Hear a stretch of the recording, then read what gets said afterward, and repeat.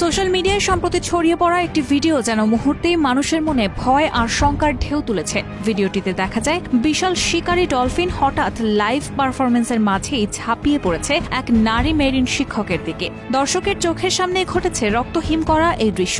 ঘটনাটি ঘটে এক প্রদর্শনীর মাঝখানে, দর্শকের চোখের সামনেই। বলা হচ্ছে ওই নারীর নাম জেসিকা র্যাডক্লিফ, যিনি নাকি এই আক্রমণে প্রাণ হারিয়েছেন। ফেসবুক ও টিকটকে অসংখ্য ব্যবহারকারী সেই ভিডিও শেয়ারও করেছেন।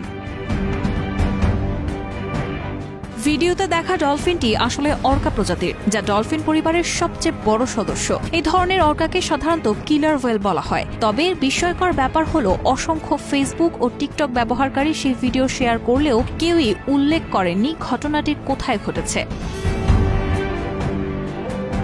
কিন্তু তথ্য পরীক্ষার ফলাফল জানায় এক ভিন্ন গল্প। ভোকাল মিডিয়া এবং বিভিন্ন তথ্য যাচাইকারী সংস্থা যেমন ব্রিটিশ সংবাদ মাধ্যম দ্য স্টার জানিয়েছে এই ঘটনা আসলে ঘটেইনি।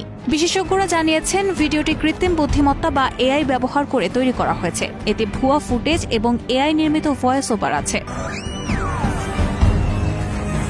এছাড়া খুঁজে পাওয়া যায়নি জেসিকা র্যাডক্লিফ নামের কোনো ব্যক্তির অস্তিত্ব, নেই কোনো সরকারি রেকর্ড, নেই একটিও নির্ভরযোগ্য সংবাদ প্রতিবেদন। ঘটনার প্রমাণও নেই কোথাও। বিশেষজ্ঞরা বলছেন এই ভাইরাল ফুটেজ আসলে কৃত্রিম বুদ্ধিমত্তা দ্বারা তৈরি এক নিখুঁত বানোয়াট, যা প্রমাণ করে অনলাইনে ভুল তথ্য কি ভয়ঙ্কর গতিতে ছড়াতে পারে, আর একবার মানুষের মনে গেঁথে বসলে মিথ্যা গল্প মুছে ফেলা কতটা কঠিন।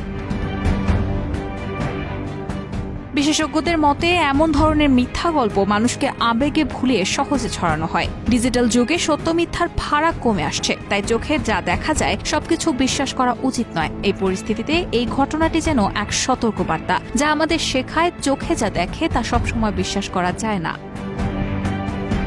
রায়হানা মুন, প্রবাস খবর।